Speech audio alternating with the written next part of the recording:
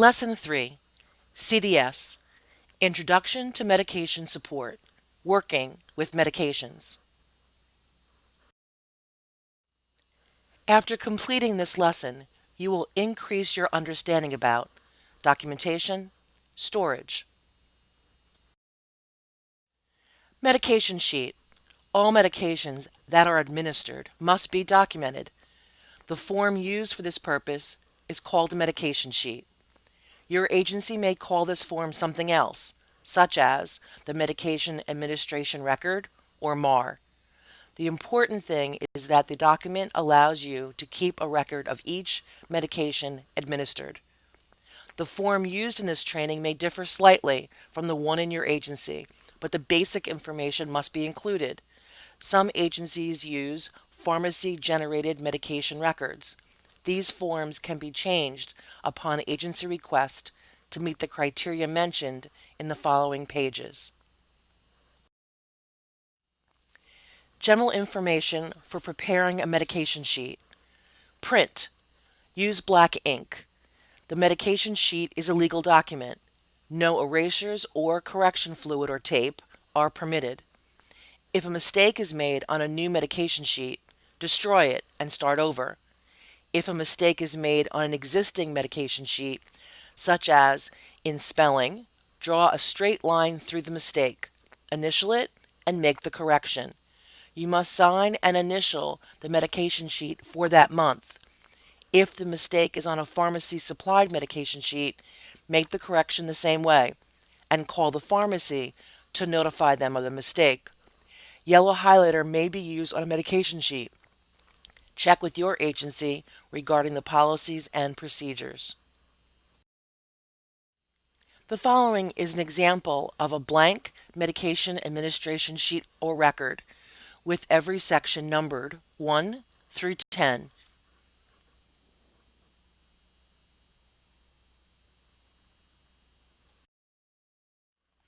Description by item number.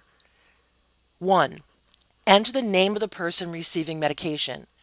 If a person has a nickname, the nickname can be included in parentheses. 2. Enter the current month and year. No abbreviations. Spell out the month and write the full year. For example, January 2014. 3. Allergies. This box must be filled in with the name of any allergy. Example, pollen, food dye, wheat, cats, antibiotic, etc. If there are no known allergies at this time, put none known in the allergy box. Do not use NKA, NA, etc. Your agency might indicate allergies by using red ink.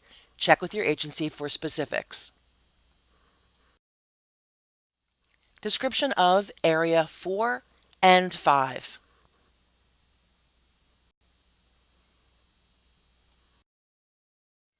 Four, medication. In this box, copy the name of the medication, strength, for example, milligrams, grams, etc., dosage and frequency directions exactly as they appear on the pharmacy label.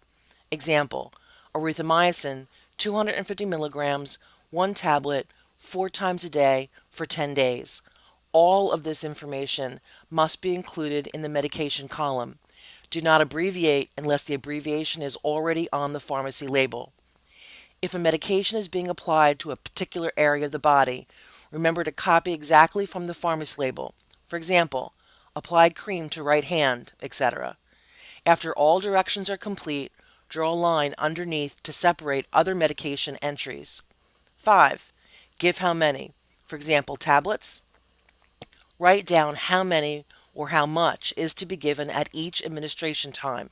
For example, 2 capsules, 1 tablespoon, etc. You must not abbreviate. Description of Area 6. Hours.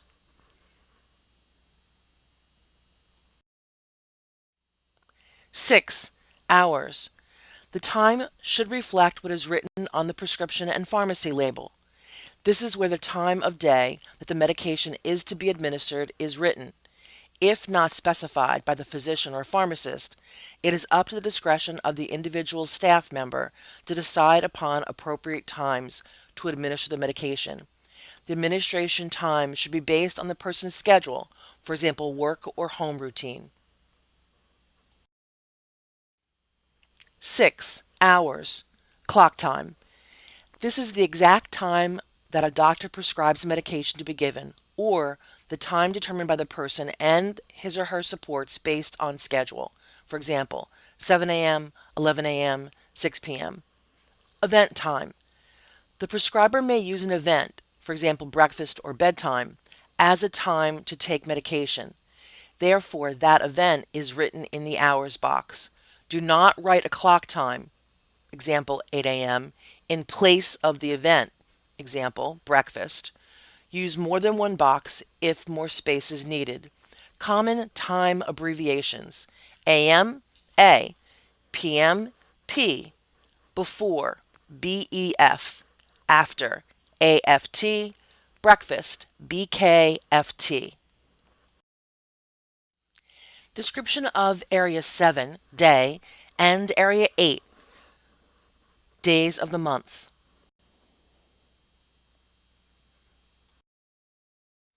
7.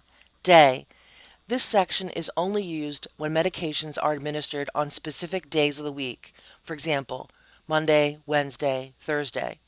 Staff should write the initial for the day of the week the medication is to be given in the boxes above the numbers. For example, M equals Monday. 8. 1 through 31. These are the days of the month. This is where you would initial after you've given a medication. You would find the correct box by locating the day of the month and the time of the day the medication was given. The staff then initials in the box which intersects these 2 points. If a medication is started on any day other than the first of the month, draw a straight line through the unused boxes prior to the start date and time. By the end of the month, if completed correctly, each box for each medication will be filled with either staff initials, codes, or straight line. The medication sheet must not be initialed in advance. Area 9, staff signature and initials. 9. Staff signature. Any staff who initials on the medication sheet must sign their first and last name and initials in this section. These initials will be used in the boxes when signing for medications, which are administered to the individual. The initials that are recorded in this section need to match what is recorded in each administration box, area number 8. Your signature needs to be clear, legible, and understood by everyone. If any staff members have the same initials, then staff members need to decide how they will make their initials different from each other. For example, Mary A. Jones will use MAJ, Mark Jensen will use MJ to sign, or J, as long as the initial is not a code. Area 10, codes.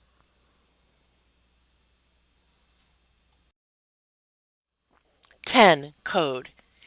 If a medication is not given for any reason, then one of these codes from Area 10 must be written in the box, Area 8, instead of initials to explain why.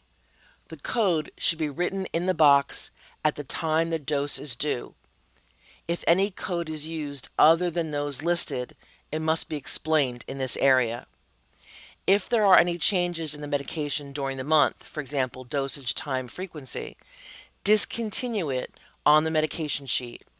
This is done by writing the code D in the correct box of that date for the medication and drawing a straight horizontal line from that box through the rest of the month.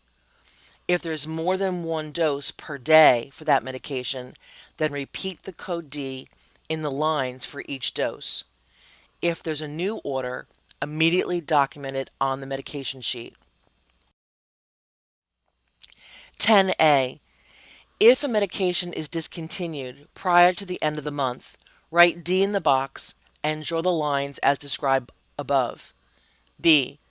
Documentation of the change or discontinuation must be received from the prescriber within 24 hours or next business day.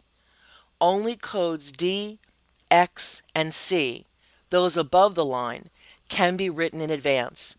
An example of this would be a prescription shampoo to be used every other day. For all the days the shampoo will not be used, a staff person could write an X in the boxes in advance to be sure it's not administered on those days in error. Medication sheet. Practice. The prescription, pharmacy label, and medication sheet shown on the next pages demonstrate how you should compare the copy of the prescription to the pharmacy label and make a medication sheet for that medication. A copy of Nina Wyatt's Dilantin prescription is on the left. The pharmacy label is on the right.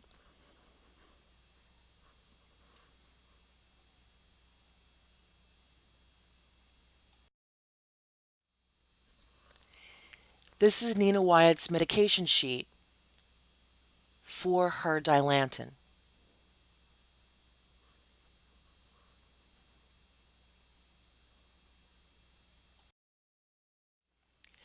A copy of Nina Wyatt's prescription for Estrix is on the left.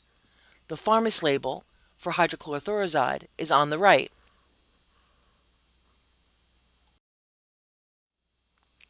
This is Nina Wyatt's medication sheet with the addition of the hydrochlorothiazide.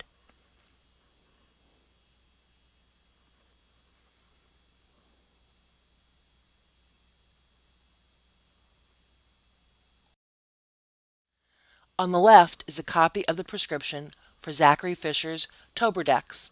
On the right is the pharmacy label.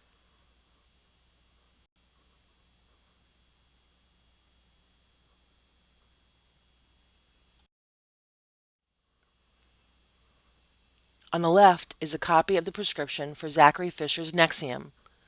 On the right is the pharmacy label.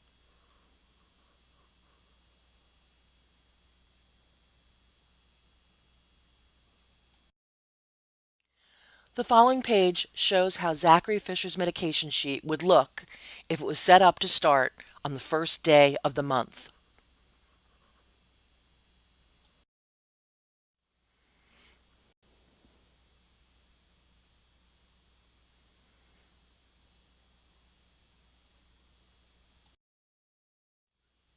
The following page shows how Zachary Fisher's medication sheet would look if it was set up to start on the 9th day of the month after 8 a.m.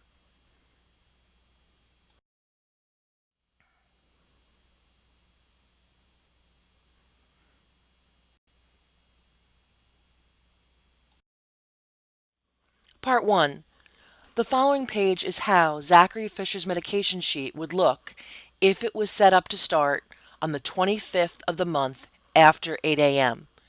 The remaining dosages would be on next month's medication sheet.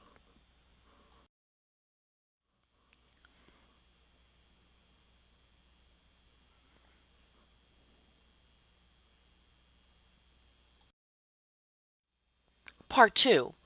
The following page is how Zachary Fisher's medication sheet would look if it was set up for the remaining days from last month's medication sheet to the new month's medication sheet.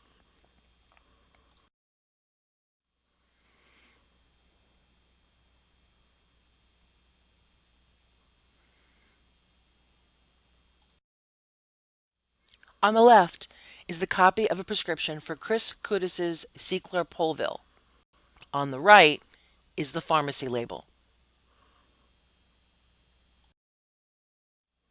On the left is a copy of the prescription for Chris Kudis's Ativan. On the right is the pharmacy label for lorazepam.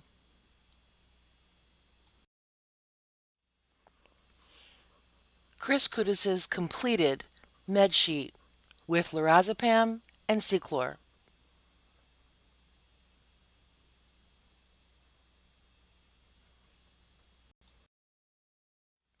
On the left is a copy of a prescription for Bo Eastie's Dilantin. On the right is the pharmacy label.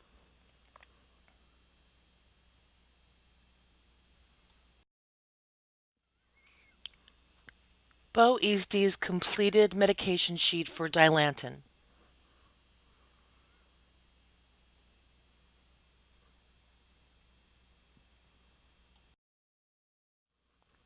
Pharmacy Supplied Medication Administration Sheet Record, MAR. Some agencies will use pharmacy supply companies that prepare monthly computer-generated medication sheets. Your agency will instruct you on its policies concerning administration and documentation. Additional information may appear on the MARs, such as unwanted effects, diagnosis, allergies, blood pressure, etc. You must check pharmacy supplied MARs to be sure changes have been made and all medications match the current prescriptions. Please note for agencies that use pharmacy supplied MARs, if there's a mistake on the MAR, it is likely to be on the pharmacy label as well. You must check the MAR and the pharmacy label against the written order. Storage of medication. 1. All medication must be kept locked. 2. Staff shall have a key to permit access to all medications at all times, and to permit accountability checks and emergency access to medication. 3. Specific controls regarding the maintenance and use of the key to stored medication shall be established by your agency procedure, for example, key on you, combination lock, lock key storage box. 4. Your agency may have a policy to double lock controlled substances. Check with your agency for specifics. Storage of medication. 5. A storage area of adequate size and lighting for both prescription and non-prescription OTC medications shall be provided and kept locked in a box or cabinet for those individuals who are not self-administering their own medication. 6. All medications must be stored in a central location. 7. Medications should not be stored in a location where there are severe temperature or moisture changes, for example, bathroom. 8. If refrigeration is required, medication must be stored in a locked box in a refrigerator or a separate locked refrigerator.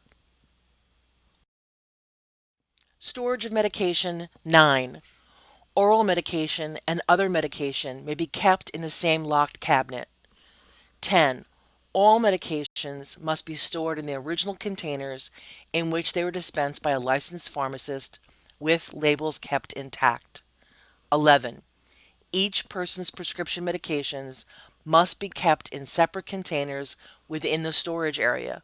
For example, Ziploc containers, cosmetic bags, baggies. 12. Prescription PRN medication can be stored with other prescription medication. Storage of medication. 13. OTC medications are stored in a separate container from prescription medications. They also must be stored in a locked container. They may be stored in the same storage cabinet or box. 14. Oral medications, for example tablets and capsules, must be kept separate from other medications, example, eye drops or foot creams. Your agency may request that you store other medications such as eye drops and foot creams separately. 15. There should typically be no more than 1 month's supply of any prescription or PRN prescription medication available.